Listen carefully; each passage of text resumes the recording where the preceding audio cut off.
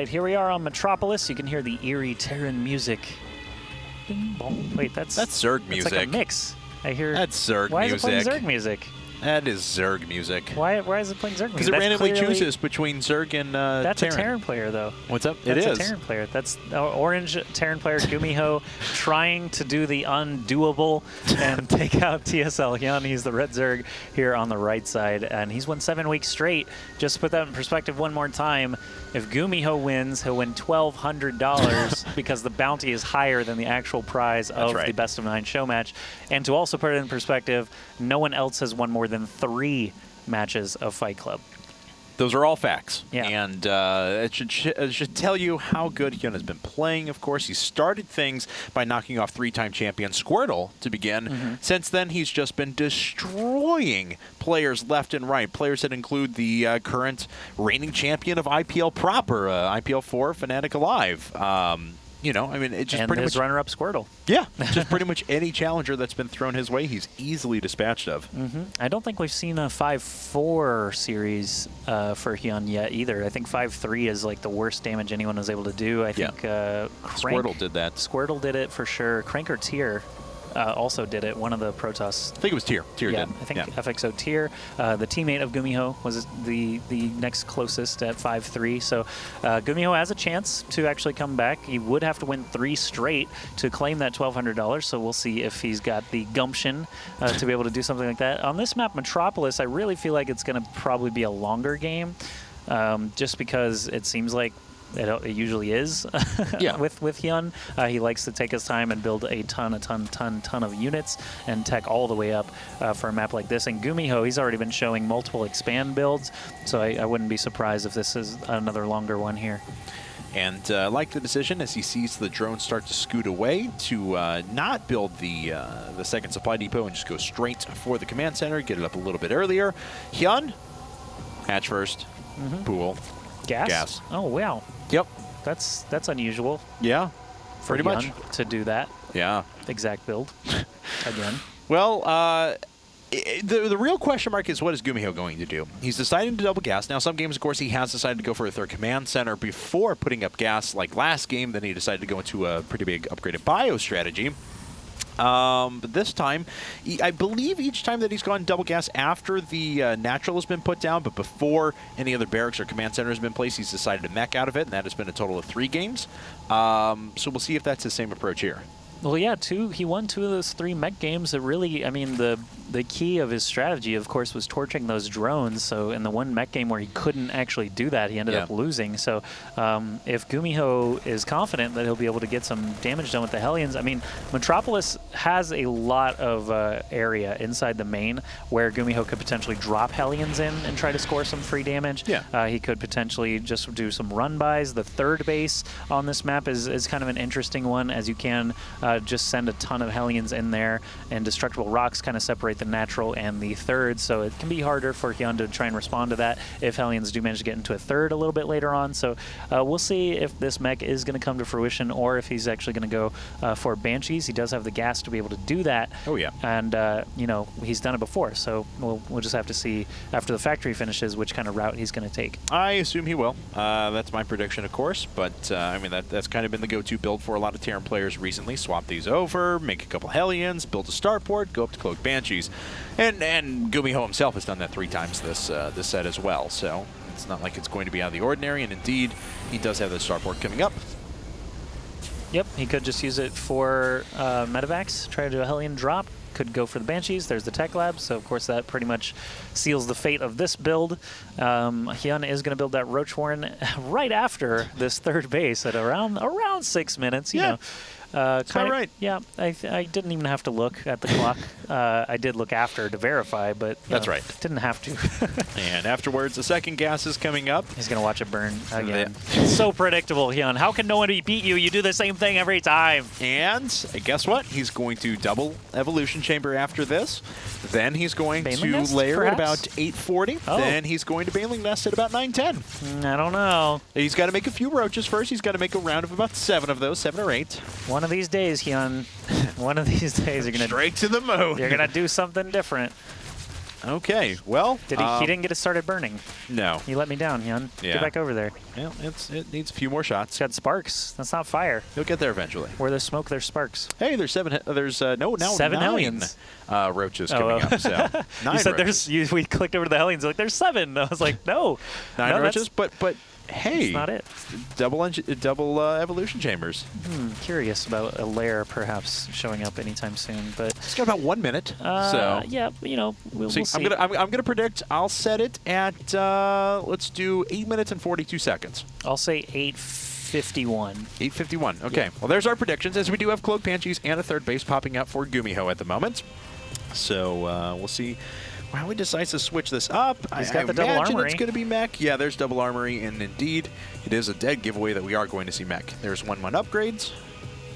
Yeah, I'm really just like watching the clock now for this lair to start making. But of course, spore crawlers can throw that out of whack a little bit. So They actually are going to. 8:42, not looking as likely. Yes! Oh, are you kidding Yes! me? What? I'm so good! That's insane. I'm With the spore so crawler, good! With the spore crawler, I thought for sure 8:51. I can't believe 8:42 is dead on. Oh. Ridiculous. Oh. No queens killed though, by the way. Yeah, no queens killed, and that's dealt with, so GuMiho gets a little bit of damage done there, but my life is complete. 8 workers have been killed in total, and GuMiho... He had some strange life goals. That's true. That may be a fact, actually. He's got it written, and now he pulls out like his diary. He's like, in the 8th series that HyuN plays in IPL Fight Club in 2012, he will build a lair at 8 minutes and 42 seconds that I will correctly predicted on stream. That's right. I feel validated now. Yeah. I don't know. Here come the Hellions. There's not much to stand in their way. The Queen dies immediately. Few drones getting roasted, but a pretty good split from HyuN so far. Even with that, though, it's still a lot of workers. That is a lot of drones. I mean, it's 16. This is comparable to some of the games that he was winning with this mech strategy, so it is possible that GuMiho's built himself a little bit of a lead. It looks like his Hellions are going to stay alive. The Zerglings did not focus the one with only a couple of HP, and now this Banshee is going to be used once again to drive roaches back. They can't spit upwards high enough to injure the Banshee, so it is actually another command center being built. Another 2 command centers being built for GuMiho. He really likes killing 16 drones. No kidding. All right. Well, he's feeling very confident, and he's already got 1 of the years. That's 5 command centers in total he'll have on the field, and he's feeling very secure. Now, a big difference to this as well is that HyuN, in light of the damage, he started his lair at exactly the right time, but he has not built a Baneling Nest. And I know it sounds weird we're casting a game with HyuN with no Baneling Nest, but he's actually going to flip it on its head and decide to tech straight up. He may be able to even pull this off. Because his opponent is going for so many command centers, he is going to buy himself a little bit of time. I think we'll be seeing the Baneling Nest before too long, but you're right. Obviously, he did skip it in favor of that faster infestation pit. He's going to take another base. He's got it queued up at least, and I think those Banshees will be long gone by the time the drone gets there, so that's kind of nice for HyuN. And I think actually a third Banshee just join up with those 2 guys? Yes, yeah, it did. so that's going to be a lot of DPS. Remember, we saw those 4 Banshees in a previous game that were just wrecking shop inside of HyuN's bases. And with 2 Queens here and an Overseer, they will be able to shoot down a couple of the Banshees quickly. No, he gets away with just 1 shot left, so the control for GuMiho has been quite good. He kills 2 Queens right away, and he's probably going to force a cancel on this 4th hatchery. Yeah, I think the cancel is likely. 2 more Queens do show up, and he really can't stick around. Yeah, he can't stick around with the hurt Banshee, so he's not even going to attempt it. He wants to keep those alive. Obviously, he can save the DPS with those guys a little bit later with his ground force. A Raven has entered the field again, so GuMiho will have the option of PDD, auto turrets, and just detection to be able to clear those creep tumors.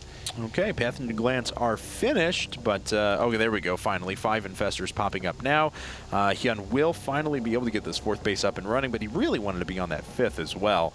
And he would be able to press ahead with his economy. He's still sitting on 86 drones despite the amount of worker kills that GuMiho was able to inflict at the beginning. But of course, those workers are now not units that are out on the map. And GuMiho, as a result, has been able to press ahead and has a pretty devastating army on the field already. Thors, multiple Banshees, got that Viking, a lot of Hellions as well. Yeah, and this mech build is starting to come together for GuMiho. He hasn't lost a whole lot ever in this game. I mean, even these roaches starting to peek forward a little bit. the Hellions are able to take care of, and they've got their lovely little repair SCV along for the ride to help them stay healthy, and 2 more factories being added on for GuMiho. So he's gone a little bit lighter on the Thor count this time.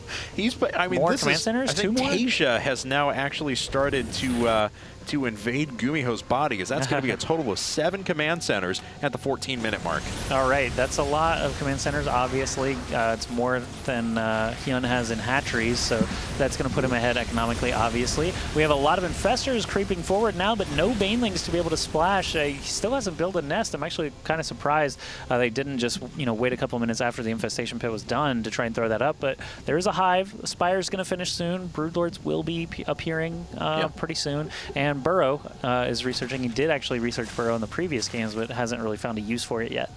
All right, well, keeping up with his Zinjax, his macros looking pretty good despite the losses that he took, but now GuMiho has been able to successfully sit back and just really power ahead, and I do mean really power ahead, with 7 command centers, 7 orbital commands. He is going to have an impossibly high mineral count. Of course, it will starve him out of his side of the map very quickly, but it'll give him just an obnoxiously high unit count for a while. Yeah, 8 Corruptors coming out for HyuN means that the Broodlords will be, coming out in force, but obviously he's got to be able to afford them. GuMiho is doing a great job denying this 5th base at least over and over. He hasn't established his own extra command centers yet as mining bases, but he's got them ready to go, and now we see them actually start to float over. HyuN actually just can't really afford to leave his side of the map right now, aside from a handful of lings here and there.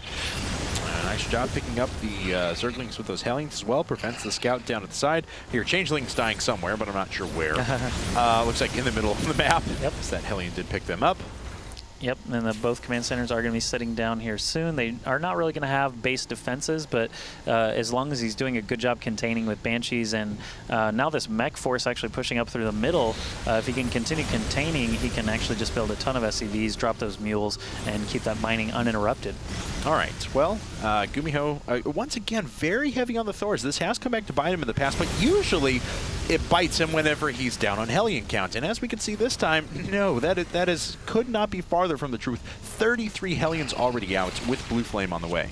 He does have a lot of support for them this time around. Banshees overhead as well. Look at these Hellions poking forward. That's not even the bulk of the Hellions, and they are going to be able to score a lot of Zergling kills, thin out those numbers a little bit, but they are going to be replaced by 8 Broodlords at the moment. Here come the next wave of Lings. The surface area on that Thor at the front is pretty high, so he could actually be in danger, but no, the Blue Flame Hellions, actually, Blue Flame's still not even done, but the Hellions able to support quite well. You can see resources lost. GuMiho is trading extremely efficiently as we continue this game. And, oh, yes! GuMiho going after the MVP style of late-game TVZ on this map. He still has a large force to worry about. That's 8 Broodlords. A bunch of Corruptors are coming up, too. But he is going after 5 Starports, I believe, in total. Yeah, 5 Starport, Seeker Missile Ravens, and 3 more command centers. I believe it was Curious versus MVP on this map. I think so, where yeah. We saw this in the IM versus StarTale match? Yeah, it was IM versus StarTale. Okay, so MVP versus Curious. Curious did manage to take out MVP with this sort of build, but it was quite exciting to watch all of the Hunter Seeker missiles trying to connect with their targets and things like that. I don't think HyuN is in a position to try and kill GuMiho, really, so this is probably going to happen. Yeah, I definitely agree with you. Seeker missiles on the way. 3 more command centers coming up. Corvid Reactor. Yeah, I know. I just counted them up. He actually has 10 command centers on the field. Oh, 11 That's and delightful. 12. That's just delightful. 12 He's going to mine out his half of the map 5. so fast. He's building 5. Yeah, he's 5 in progress right now at 19 minutes to put him up to, what, 12 command centers? Yes. That's kind of a lot. Correct. We'll see if it's, going to make a difference. Obviously, both players have a ton of resources banked, even though neither of them are at max. They're just trading constantly at this point in the game. Burrow is going to make a use, HyuN is going to make use of Burrow, rather, as these Hellions coming in towards some of the drones. 30 workers killed against 2. This is looking good for GuMiho based on previous results. That's right, and now with Mass Ravens to back this up as well. Oh my god. At 7 starports, and that can produce a lot of Air Forces, especially with 2 reactors. He'll be able to go purely Sky Terran here in just a second. He unfortunately has no upgrades, I believe. I like the building armor and the high-sec auto-tracking, though. Makes these planetary fortresses, turrets, Raven auto-turrets, etc. so much more powerful. That's right. When you've got all the buildings in play that make use of it, you might as well upgrade it. We do have those Broodlords and Corruptors starting to lurch forward now. They do... I'm not sure how much support they actually have on the ground back there. Doesn't look like a whole lot. Just the Infestors, not a really large amount of Lings or any Roaches actually either. So these Infestors, pretty squishy ground targets. Obviously, Fungal is going to be massive for the next encounter. Oh, Hellions actually running straight into the Infestor line, and Broodlords aren't going to be able to deal with these Infestors not even needing to Fungal there. There's a single Thor ship. Single Thor dropped, and Corruptors just checking out what they can see here. Queen's trying to take out a Thor is probably one of the saddest things you're going to see in this game.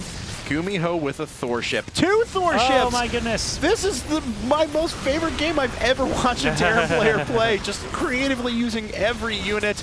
It's been so long since we've seen things like Thor ships. Thor killed a hatch by itself. Yeah. That's just ridiculous. Awesome. I like Thors, but come on. What was that? That's really weird. How many command centers are we Not up to enough. now? Let's see He's adding here. another one. Yes, he is. Okay, that's a lot. Build more farms. That's okay, just 13. Does he know depots already? He's already got depots. He doesn't need the supply. He's got plenty of them. Yeah, but more Ravens coming out. 65 Harvesters to 61. HyuN is actually in the deficit, and that's not good when GuMiho has 50 million mules to actually make use of as well. Even this Overseer is going to go down now. HyuN just cannot catch a break in this game.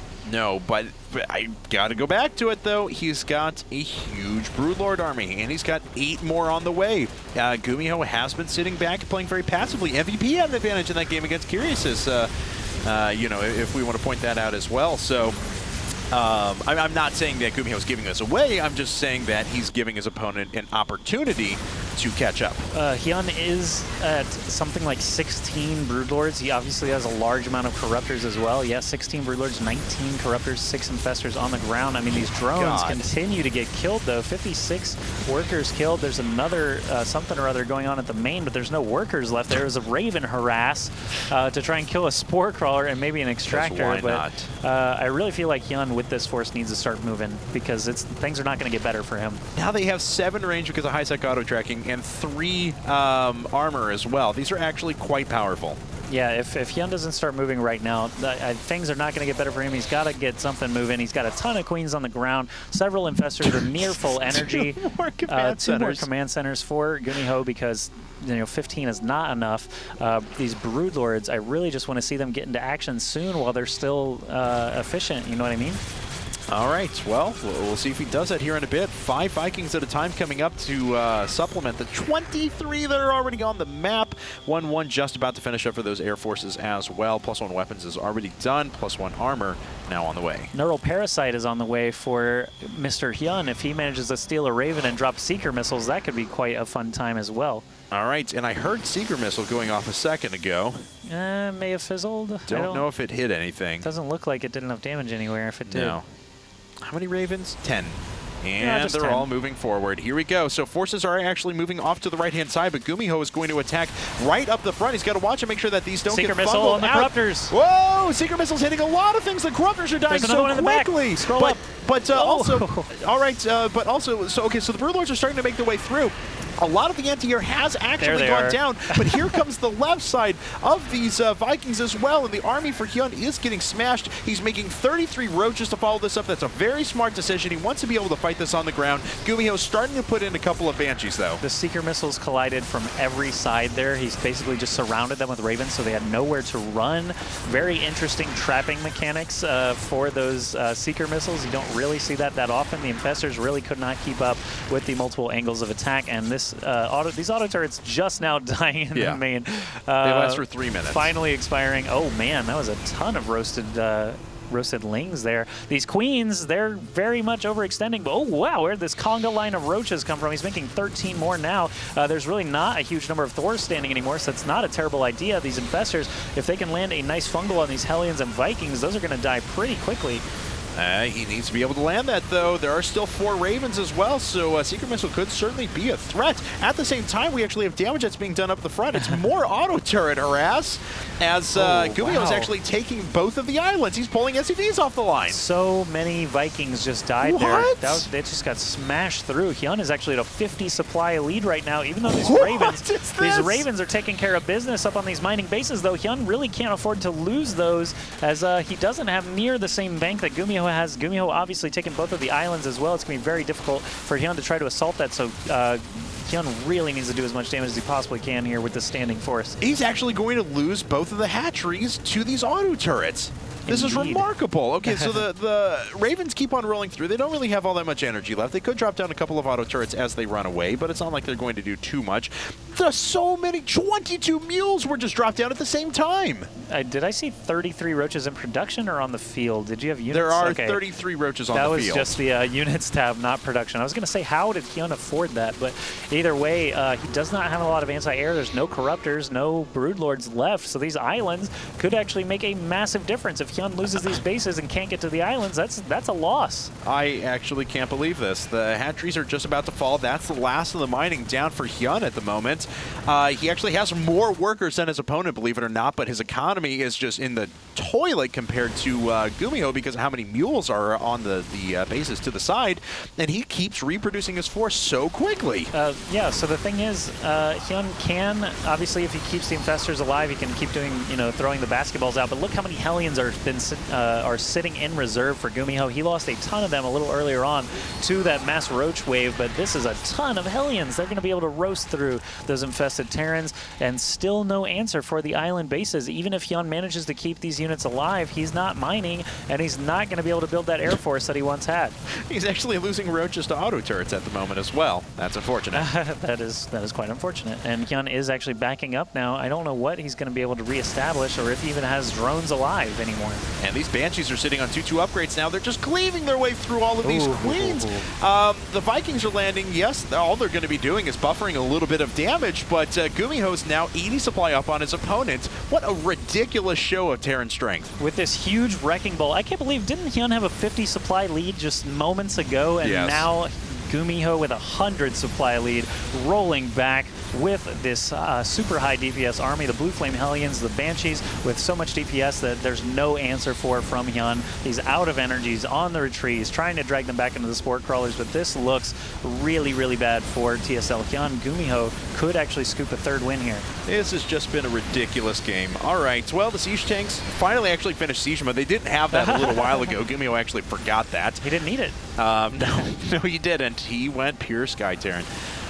Okay, well, that's the last of the workers going down for HyuN. He could try and reestablish base. I don't know what he can do at this point. I mean, it's basically a whole lot of nothing. He's got 40 supply and falling, and it looks like GuMiho is, in fact, going to take the third win in a row. Yeah, so HyuN played a crazy game. This obviously went to 31 minutes, but I have to say GuMiho was firmly in control of basically the entirety of this game, aside from one sort of engagement that HyuN won with a lot of infestors. But there's the GG from HyuN. That was just a crazy game. Had a lot of different things we haven't seen a whole lot of. The Hunter-Seeker missile surround that we saw against the Broodlord's Corruptors worked amazingly well. The Thor drops. The single Thor took out a hatch. Just a single Thor, just hanging out, blasting away. 2 Thor ships. Just having fun. Seeker missile, mech, Sky Terran. That had it all. Yeah, GuMiho. No battle cruisers, no nukes. That was it. That was all it was missing. And even when we saw the 2 Ghost Academies earlier, we didn't see nukes. It was a little disappointing, but we have a game 8. We haven't said that in a while. Yeah, no kidding. GuMiho is actually 1 game away from tying things up. So after that ridiculous game, we would remind you guys of a couple of things. One, we are giving away some awesome TT Esports headphones. They did provide a bunch of cool stuff to us, which we are going to be giving away over the next couple of weeks. And so if you want to try and win these, you can head over to tinyurl.com/IPLTTEsports2. That is the number 2. So tinyurl.com/IPLTTEsports2. And it's made of rare earth metals. So that's why it's so shiny. That's right. And valuable and it's awesome. Actually it's awesome. Look how it folds so cool. up. It's just it's like a burrowed headset. It's so cute. Yeah. It's just there by itself, and then you can just kind of flip it out, and then it becomes this. Yeah, there you go. Okay.